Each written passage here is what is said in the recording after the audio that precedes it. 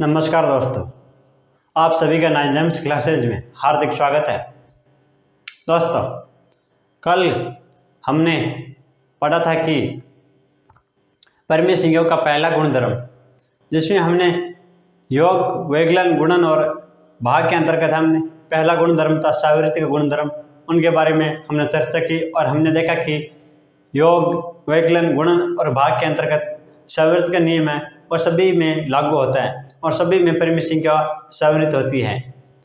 जब हम वैकलन, गुणन, भाग, योग करते हैं तो हमें उससे एक परिमेय संख्या ही प्राप्त होती है और इस प्रकार हमने देखा कि सभी परिमेय संख्याओं में हमें सार्वत्रिक का नियम लागू होता है और सार्वत्रिक के नियम से हमें परिमेय संख्या ही एक प्राप्त होती है।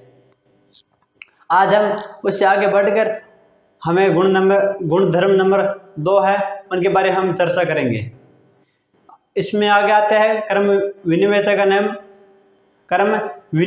नियम, जो कि हम देखेंगे कि परिमेय संख्या में जो परिमेय संख्या दी गई है उनमें जो उनका क्रम है आगे और पीछे करके किसी प्रकार से करके हम देखेंगे कि इनका क्रम परिवर्तन करके हम देखेंगे इनके मान में क्या अंतर आता है या मान में कोई अंतर नहीं आता। इससे पहले अगर दोस्तों आप मेरे चैनल पर पहली बार हो तो आप मेरे चैनल को सब्सक्राइब करें और इस क्लासेज को अपने दोस्तों साथियों के साथ ज़्यादा से ज़्यादा शेयर करें। दोस्तों, आज हम परिमेय संख्या का दूसरा गुणधर्म है जो पढ़ेंगे, उसका नाम है क्रम विनिमयता का गुणधर्म।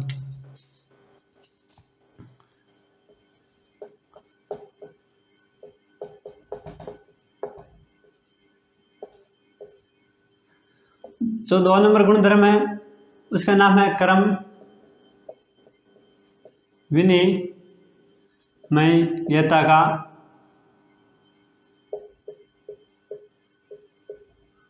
गुणधर्म। क्रम विनिमयता का गुणधर्म।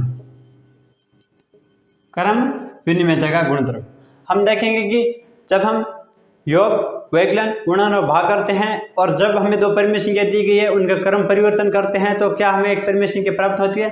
उनके मान में कोई अंतर आता है या नहीं आता। जिनके मान में अंतर नहीं आएगा क्रम परिवर्तन करने से, उसमें तो हम परिमेय संख्याओं में जो क्रम विनिमयता का नियम है वो लागू होगा और जिसमें जो मान है वो समान नहीं आएगा उनमें ये लागू नहीं होगा। तो हम पहले देखते हैं योग के अंतर्गत हम एक उदाहरण लेते हैं।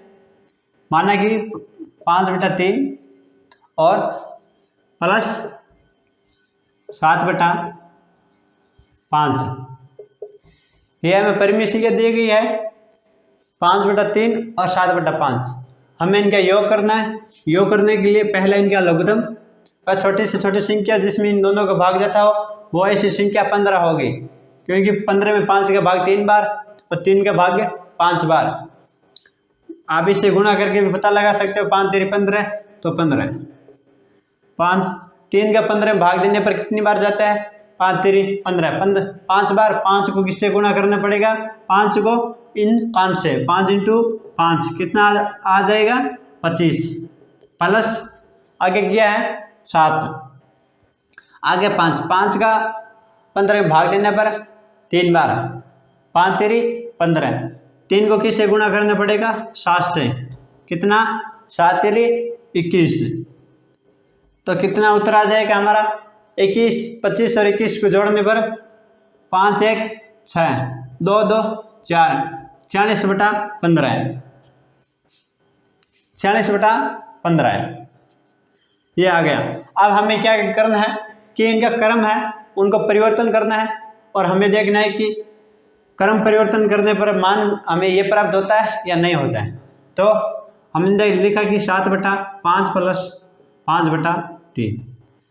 जो यह संख्या थी इनको पहले ले आए, जो पहले संख्या थी उनको हम बाद में ले गए कि हमने इनका क्रम था वो परिवर्तन कर दिया। अब हम देखते हैं 5 और 3 का लघुत्तम लेते हैं। वह छोटी से छोटी संख्या जिसमें दोनों को भाग जाता हो वो संख्या आपको पता है 15 होगी, क्योंकि 15 में 5 के भाग 3 बार और 3 के 5 बार जाते हैं। 5 के भाग देते हैं 15 में कितनी बार? 5 3 15। 3 को किससे गुणा करना पड़ेगा? 3 × किससे? 7। 7 को 3 से गुणा करने पर 7 तेरी 21 प्लस 5 और 5 3 में 3 का भाग 15 में देने पर 5 बार 5 इंटू 5 5 25। तब 21 में 25 जोड़ने पर कितने होते हैं? 1 और 5 6 2 2 4 बटा 15। तो हमने देखा योग में हमने देखा कि ये दो हमें पहले परिमेय संख्या दी गई थी, इन दोनों का योग किया तो हमें 46 बटा 15 आया। फिर हमने क्रम परिवर्तन किया, जो पहली संख्या थी उसको बाद में ले गए, जो बाद में थी उसको पहले ले आए और इनका क्रम परिवर्तन करके हमने देखा कि इनका मान क्या आता है। तो हमने देखा जो पीछे मान आता है वही सेम मान इसमें आता है, इनके मान में कोई अंतर नहीं आता है। इसलिए किसी दो परिमेय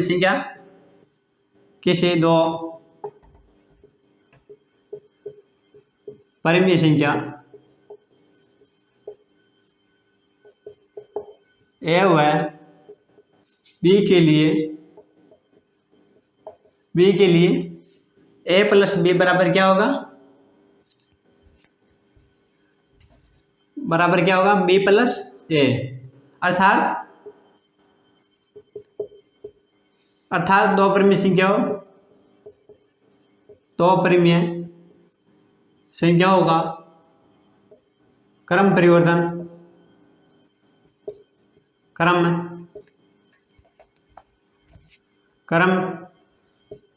परिवर्तन करने पर मान क्या आता है? मान समान आता है। अंत है परिमेय संख्या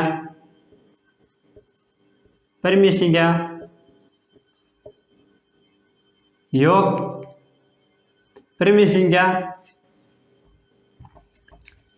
में क्या होती है? क्रम विनिमय। योग में क्रम विनिमय होते हैं।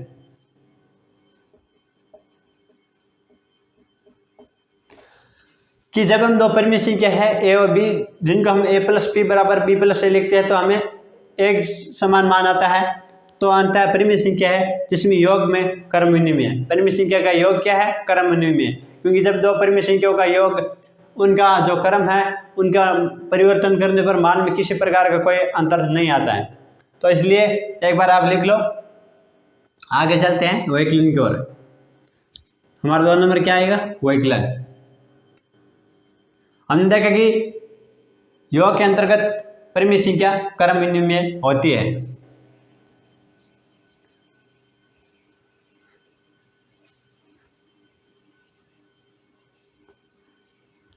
हमारा 2 नंबर आता है वैकलन।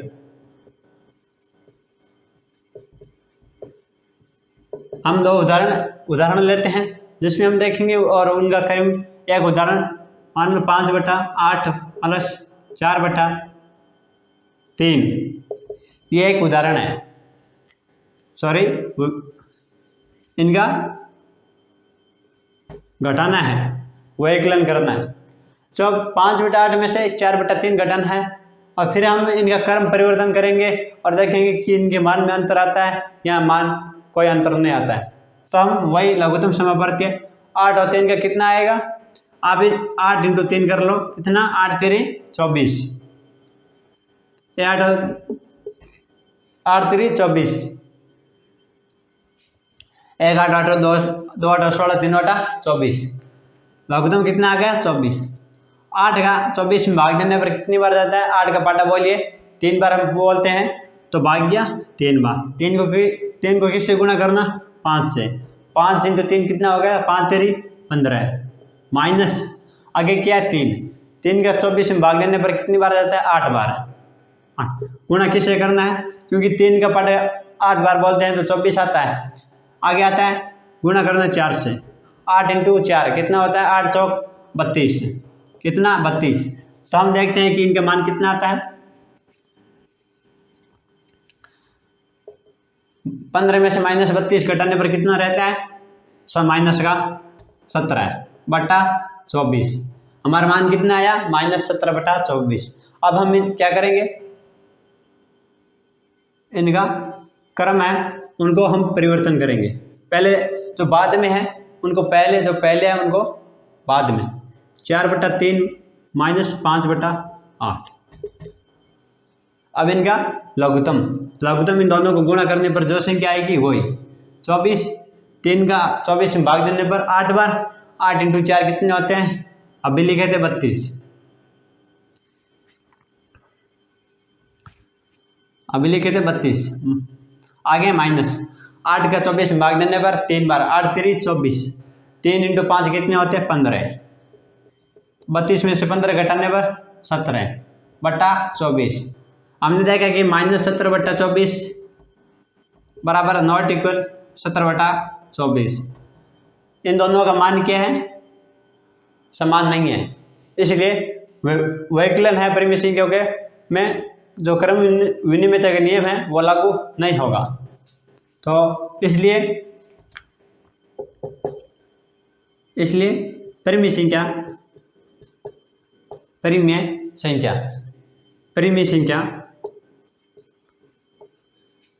ए व बी के लिए a - b बराबर नॉट इक्वल b - a होगा, b - a होगी। अंतः परिमेय संख्याएं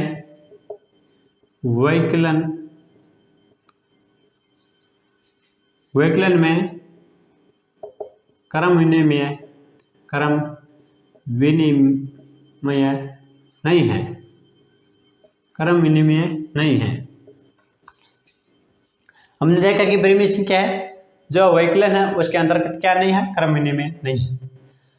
तो पहले 5/8 थे, उनको घटाना था -4/3 में से, तो हमारा मान प्राप्त हुआ -17/24।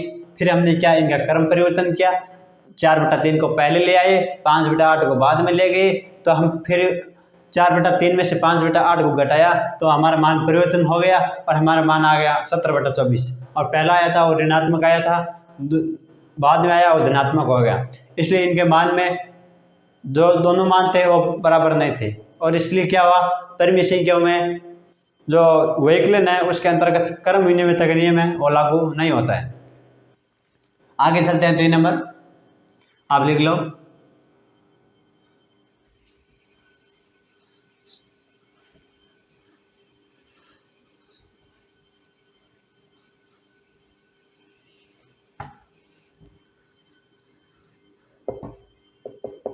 तीन नंबर आता है गुणन, यानी गुणा। हम देखेंगे कि गुणा के अंतर्गत क्या क्रम विनिमयता के नियम लागू है या नहीं होता है। हम इस प्रकार की जो जितनी भी होगी उनको देखेंगे। हम इनको उदाहरण के द्वारा समझेंगे। एक उदाहरण लेते हैं। माना कि 7/4 × 9/3 ये है हमारा उदाहरण है। क्या? 2 परिमेय संख्या ले ली और इनको हमें क्या करना है? गुणा करना है। क्या? 7/4 को किससे गुणा करना है? 9/3 से। 7 हमने कल देखा कि इनको किस प्रकार गुणा किया जाता है। ऊपर जो ऊपर संख्या होती है उनको ऊपर गुणा कर दिया जाता है, जो नीचे होती है उनको नीचे है, उनको जो नीचे है उनको नीचे। जो ऊपर की संख्या है उनको ऊपर की संख्या को एक दूसरे से गुणा किया जाता है, जो नीचे की है वो नीचे की संख्या को एक दूसरे से गुणा किया जाता है। इस प्रकार हमने कल समझा था। तो यहाँ पर क्या होगा? 7 × 9 होगा बटा 4 × 3 होगा। क्या होगा? 4 × 3। तो 9 का पाटा 7 बार बोलने पर कितनी बार आता है? या 7 का 9 बार बोलने पर कितना आता है? 7 63। 4 को 3 से गुणा करने पर 4 का पाटा 3 बार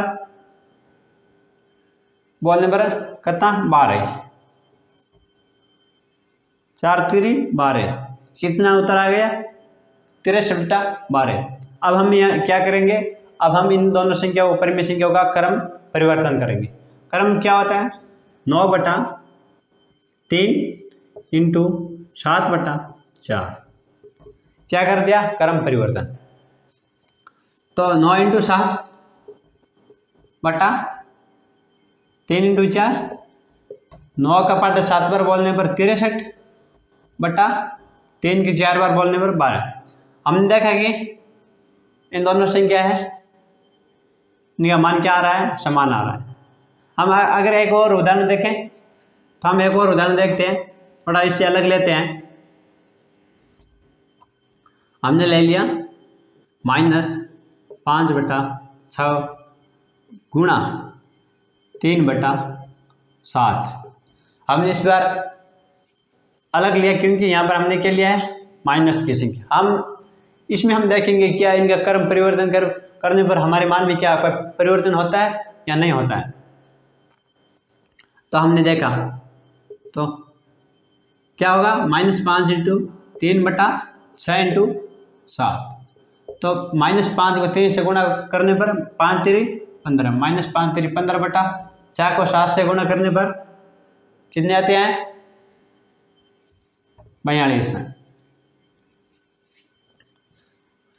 अब हम इनका क्या करते हैं क्रम परिवर्तन। जो बाद में है वो क्या आ जाएगी पहले, जो पहले है वो क्या आ जाएगी बाद में। तो हम क्या करेंगे क्या लिखेंगे 3 इंटू माइनस का 5/7 इंटू 6। 3 को 5 से गुणा करने पर 5 3 15 और भी किस में माइनस में। 7 को 6 से गुणा करने पर 42। तो हमने देखा कि जब इन गुणा के अंतर्गत हम परिमेय संख्याओं के क्रम को परिवर्तन करते हैं तो हमारे मान में किसी भी प्रकार का कोई अंतर नहीं आता है। तो हमने देखा इसलिए दो परिमेय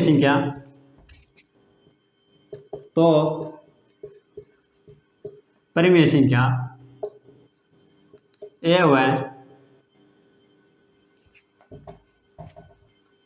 ए व बी के लिए ए इंटू बी बराबर क्या होता है बी इंटू ए प्राप्त होता है।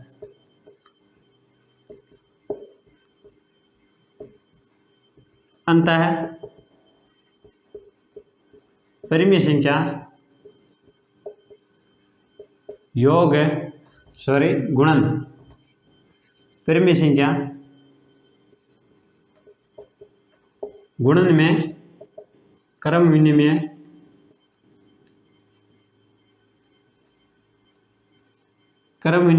है। दो परिमेय संख्या ए व बी, ए इंटू बी बराबर क्या होता है बी इंटू ए। दोनों संख्या क्या है दोनों का मान समान होता है, इसलिए परिमेय संख्या गुणा के अंतर्गत क्या है क्रम विनिमय है। अब हम देख लेते हैं भाग के अंतर्गत। आप एक बार लिख लो भाग है।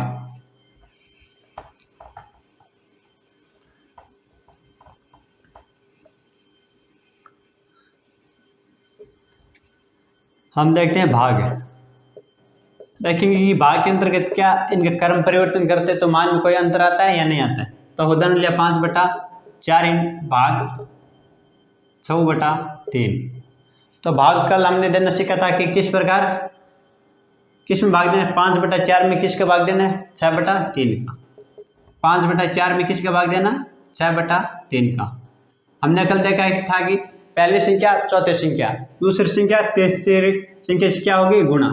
पहली संख्या चौथी संख्या से गुणा, दूसरी तीसरी से गुणा।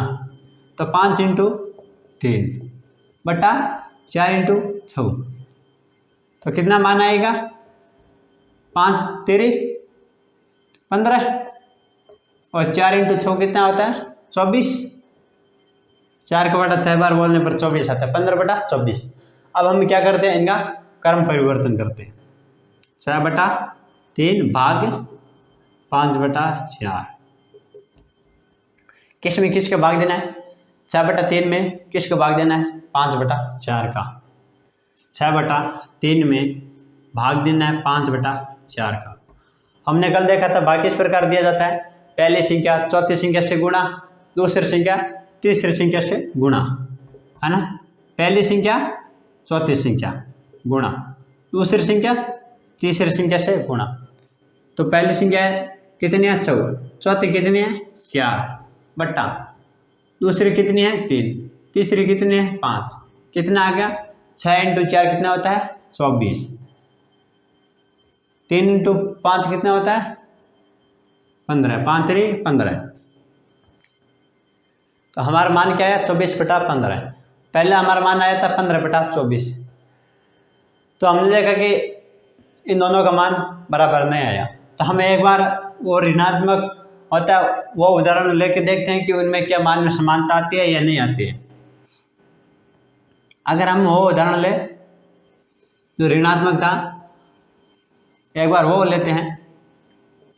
हमने लिया कि 3/6 भाग 5/3, 5/3।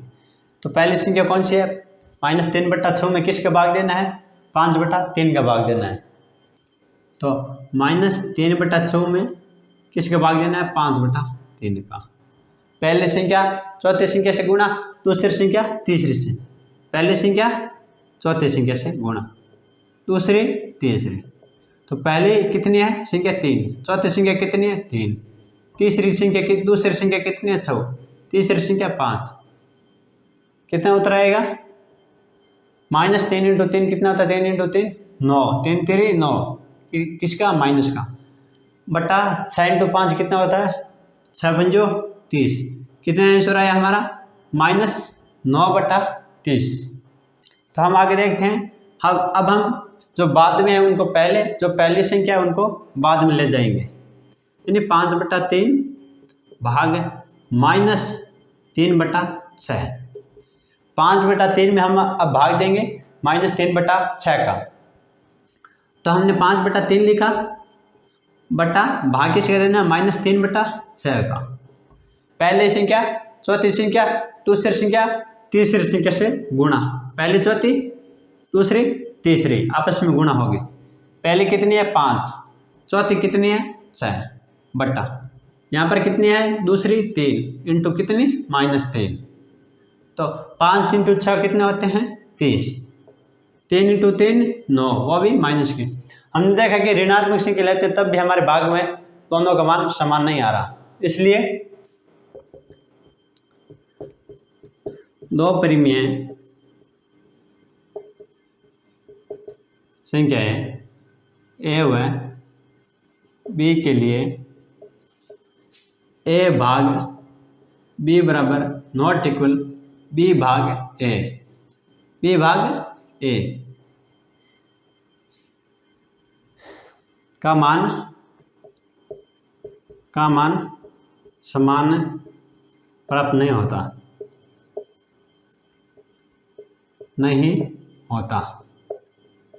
अंतः परिमेय संख्या भाग में क्रम